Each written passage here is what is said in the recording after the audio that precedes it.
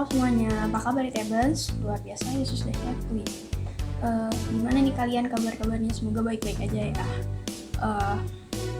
Yuk kita mulai ibadah kita. Sebelum kita mulai, kita mau bersatu dalam doa. Mari kita berdoa. Tuhan Yesus yang baik, Tuhan, terima kasih Tuhan. Engkau telah kembali memimpin kami Tuhan. Tuhan, bila semoga kami mulai ibadah kami Tuhan, Kau yang tolong pimpin Tuhan dari awal pertengahan hingga akhir Tuhan. Kami mesrahin semuanya ke dalam tangan-Mu Tuhan, hanya dalam nama-Mu kami berdoa dan bersyukur. Haleluya, amin.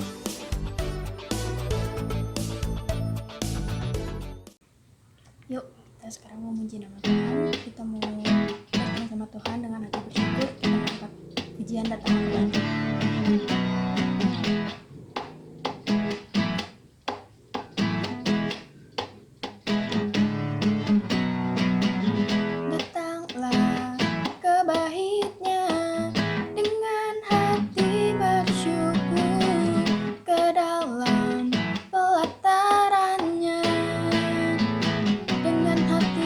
Suka rasakan dan lihatlah betapa baiknya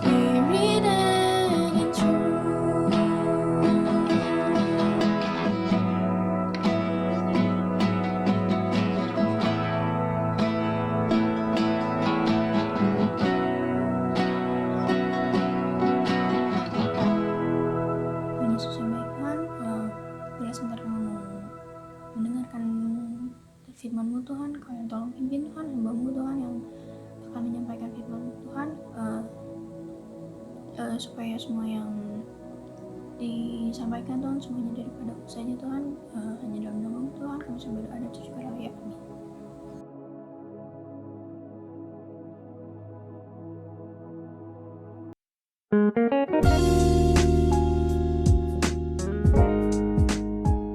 Shalom Youth Events. Bersyukur sekalipun hanya melalui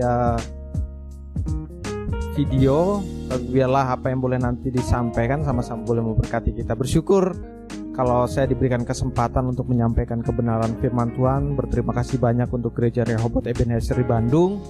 Sekalipun jauh, tapi biarlah kasih karunia Tuhan terus menyertai kita dalam keadaan kita yang sedang dirudung oleh pandemi. Dan kita terus berharap sama Tuhan masalah ini segera berlalu, pandemi ini cepat berakhir. Sebelum kita boleh mendengarkan firman Tuhan, kita akan sama-sama berdoa. Kami bersyukur Tuhan untuk kasih dan kemurahan Tuhan, oleh karena kekuatan, kesehatan yang Tuhan berikan. Kami boleh dapat melalui hari demi hari oleh karena pertolongan yang daripada Tuhan. Sekalipun kami tahu di luar sana pandemi ini masih belum berakhir, tapi mari Tuhan tolong bantu kami tidak undur, iman kami tetap kuat di dalam menghadapi pandemi yang ada. Bahkan bangsa Indonesia pun Tuhan tolong untuk dapat menyelesaikan pandemi ini, sehingga kami ke depannya kami boleh terus dapat memuliakan nama Tuhan. Bersyukur untuk waktu yang ada ini, kami akan sharing kebenaran firman Tuhan. Berikan kami hati, berikan kami telinga sebagai seorang murid, sehingga apa yang boleh disampaikan oleh hamba-Mu boleh memberkati kami semua. Dalam nama Tuhan Yesus Kristus yang siap untuk mendengarkan firman Tuhan, sama-sama katakan amin. Hari ini kita akan belajar berkaitan dengan keadaan manusia pada akhir zaman. Ini tema yang sangat luar biasa, karena tema ini merupakan tema yang sedikit membuat orang Kristen, khususnya anak-anak muda itu alergi. Waduh, kalau bicara tentang akhir zaman, jangan dululah. Saya belum nikah, saya belum kejar karir, saya belum melakukan atau menyenangkan orang tua, saya belum mencapai posisi yang enak dan lain sebagainya. Tetapi saya mau katakan hari ini, sekalipun ini merupakan tema yang sangat sulit, tetapi kita akan sama-sama belajar. Di dalam kekristenan, keadaan manusia atau akhir zaman itu dikenal juga dengan istilah eskatologi atau zaman akhir. Kalau di luar sana orang mengenalnya dengan sebutan kiamat. Sedangkan kita di kekristenan selain eskatologi, kita juga mengenal dengan istilah kedatangan Kristus untuk kali yang kedua. Nah, sebelum kita membahas lebih jauh berkaitan dengan kedatangan Kristus untuk kali yang kedua, saya pribadi percaya bahwasanya akhir zaman itu ada. Tapi soal waktu kapan, itu saya serahkan langsung sama Tuhan, karena hal itu adalah hak prerogatif Tuhan. Kita sebagai manusia nggak punya hak untuk ngatur kapan Tuhan datang. Yang Tuhan sarankan sama kita untuk kita berjaga-jaga, kita diajak sama Tuhan sebagai panitia penyambutan Tuhan, bukan sebagai panitia untuk memberitahu Tuhan kapan tepatnya, kapan enaknya Tuhan harus datang ke dunia ini. Nah, dari zaman rasul-rasul, perihal mengenai akhir zaman ini sudah sering didengungkan. Bahkan rasul-rasul juga mengatakan kita sedang memasuki era atau zaman-zaman akhir. Tetapi menariknya seperti ini, teman-teman semuanya.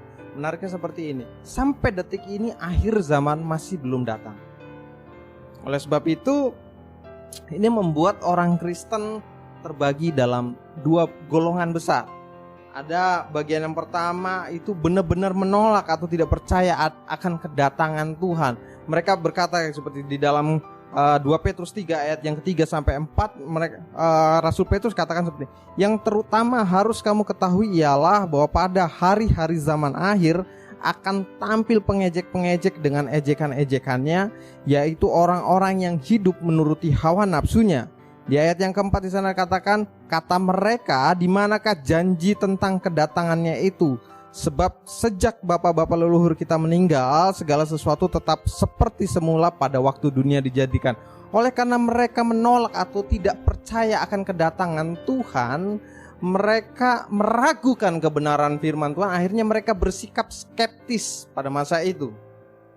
Mereka tumbuh jadi orang yang bukan hanya sekedar skeptis atau tidak peduli, tetapi juga apatis, tidak percaya atau lebih ragu-ragu sehingga menimbulkan sikap curiga terhadap. Nah, ini terjadi di dalam golongan orang Kristen. Dari dulu juga sudah cerita tentang akhir zaman, tapi sampai detik ini nggak ada itu. Bahkan mereka yang memberitakan berkaitan dengan akhir zaman, mereka pun sudah meninggal.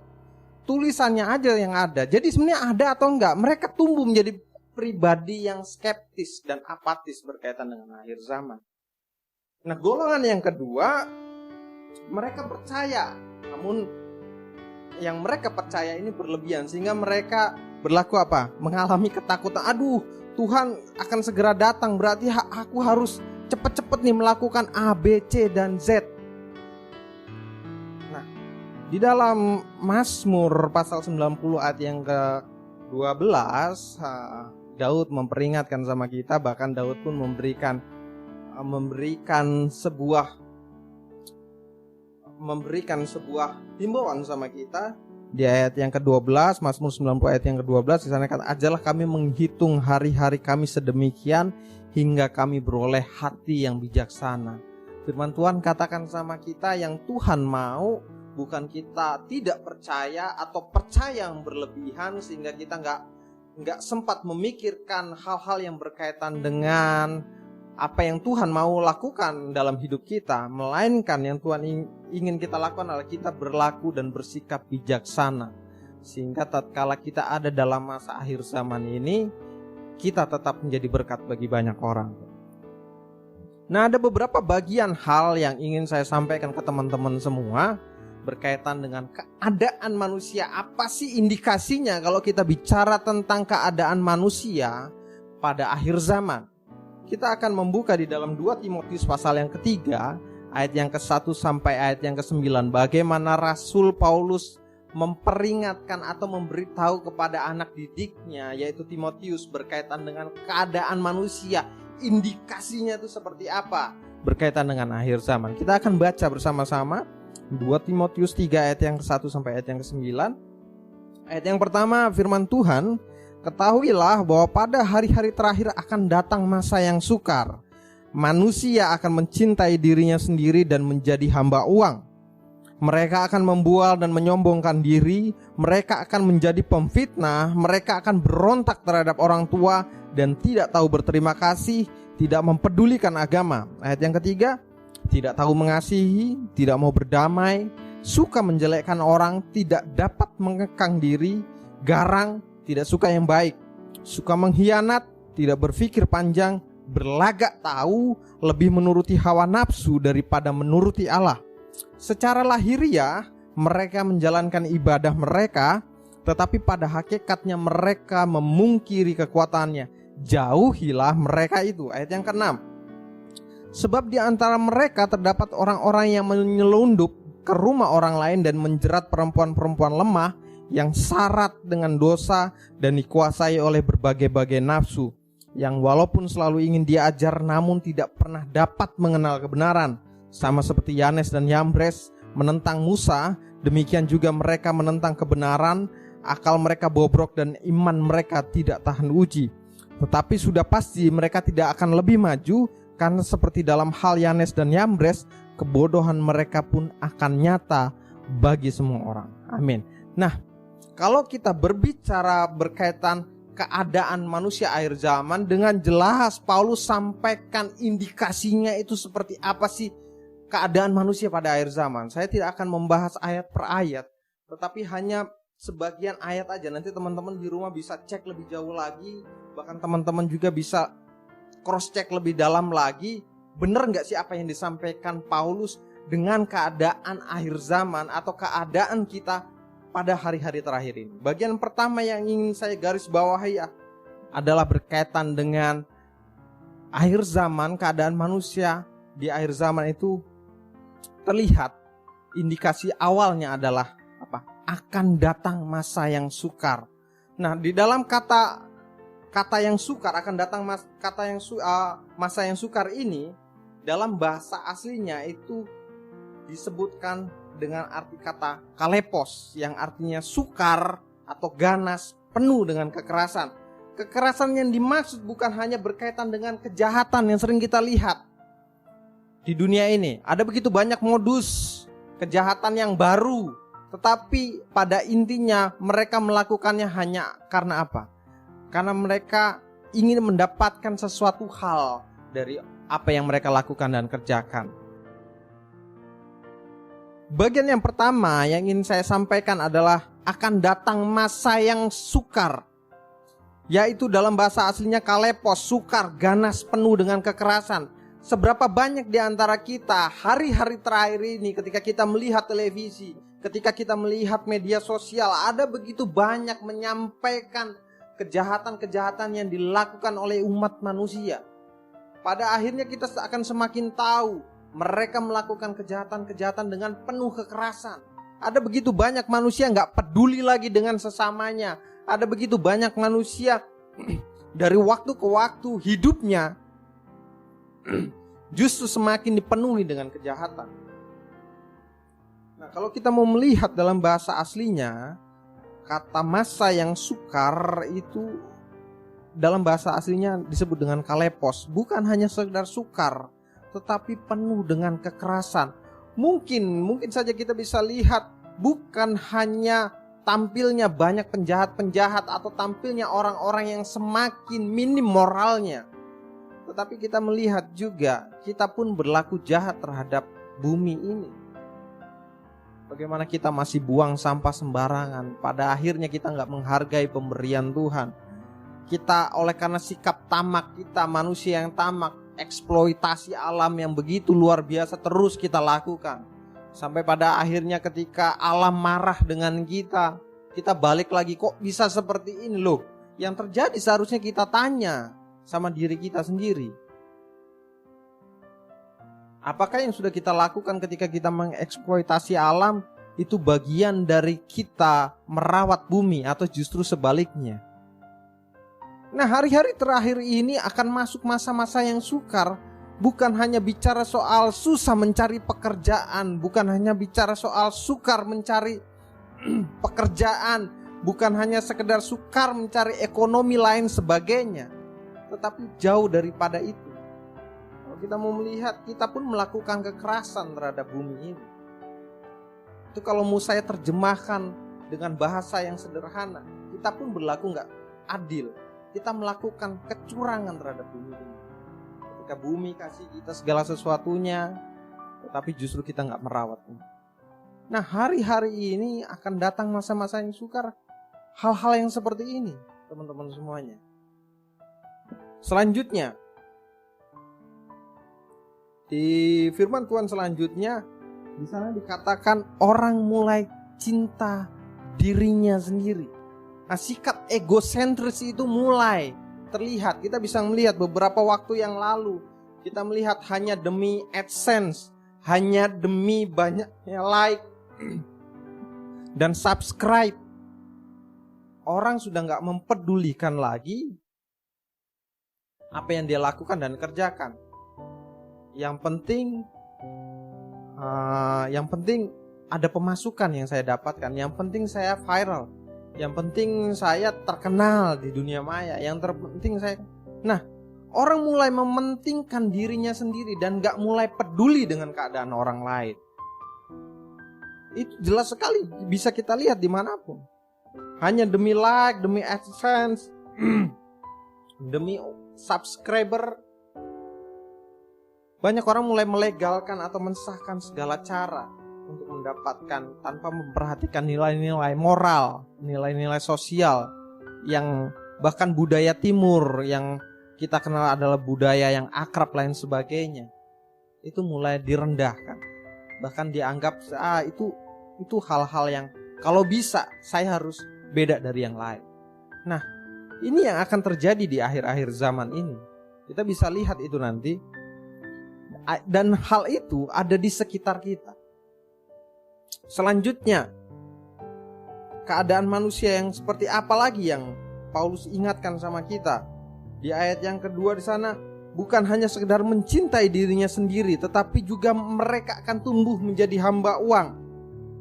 Kita melihat apa yang dimaksud dengan hamba uang. Mereka mencintai uang lebih dari apapun. Kalau teman-teman di rumah tahu pamannya Donald, yaitu paman Gober. Nanti teman-teman bisa search bacaan saya dulu. Komik yang saya senangnya adalah Donald Bebek. Dan ketika saya sampai pada satu sosok, yaitu paman Gober, saya melihat, wah, ini orang luar biasa tamak. Dia menghalalkan segala cara demi uang. Nah, orang yang menjadi hamba uang yaitu adalah mereka yang mencintai uang lebih dari apapun. Berhala mereka, ya uang mereka, hati mereka ada di harta mereka dan uang mereka. Sebab itulah di bagian lain Tuhan Yesus ingatkan sama kita, kamu gak bisa mengabdi kepada dua tuan. Kamu gak bisa mengabdi sama Tuhan dan juga kepada Mammon. Oleh sebab itu Tuhan memberikan pilihan sama kita, mau jadi hamba uang atau mau jadi pengikutnya Tuhan. Nah, akhir zaman indikasinya adalah orang di sekitar kita atau orang-orang yang mudah kita kenali, mereka akan tumbuh menjadi hamba. Selanjutnya, di bagian lain mereka akan membual dan menyombongkan diri. Hanya sedikit saja yang akan saya sampaikan ini, tetapi biarlah hal ini boleh menjadi bekal kita bahwasanya, oh ternyata akhir zaman, keadaan orang-orang di akhir zaman itu sudah disampaikan Tuhan sebelumnya melalui rasul-rasul. Dan di bagian akhir yang ingin saya sampaikan adalah mereka akan membual dan menyombongkan diri. Kita tahu kecanggihan atau kemajuan teknologi memampukan manusia untuk mengetahui segala hal. Oleh karena itu para ilmuwan mereka berebut atau berlomba-lomba untuk melakukan penelitian-penelitian yang luar biasa. Tetapi balik lagi, penelitian-penelitian yang ada justru gak semakin membuat mereka kagum akan karya Tuhan, tetapi justru sebaliknya. Mereka semakin menyombongkan dirinya. Mereka tumbuh menjadi pribadi-pribadi, oh saya gak butuh Tuhan lagi. Enggak. Hari-hari terakhir ini kita akan semakin